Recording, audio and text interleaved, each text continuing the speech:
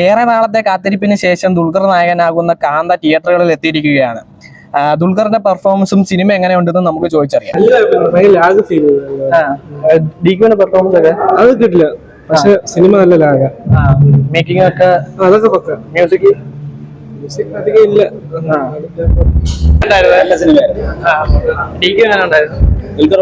നല്ല അഭിനയകാരൻ. മേക്കിങ്ങും ആ ഒരു വിന്റേജ് കാലഘട്ടമൊക്കെ കാണിക്കുന്ന അത് കുഴപ്പമില്ലെന്ന് പറയാം. മറ്റേ പൽവാൽദേവന നല്ല അഭിനയം. പെർഫോമൻസ് ഒക്കെ പെർഫോമൻസ് ഒക്കെ നല്ലായിരുന്നു. ഫസ്റ്റ് ഹാഫ് വെച്ച് ലാഗായിരുന്നു, സെക്കൻഡ് ഹാഫ് പെർഫോമൻസ് നല്ലായിരുന്നു. മേക്കിംഗ് ഒക്കെ മേക്കിംഗ് അടിപൊളിയായിരുന്നു. പെർഫോമൻസ് ഒക്കെ നൈസായിരുന്നു, കിടിലടിയായിരുന്നു. മേക്കിങ്ങും കാര്യങ്ങളൊക്കെ സൂപ്പർ ആയിട്ടാണ്.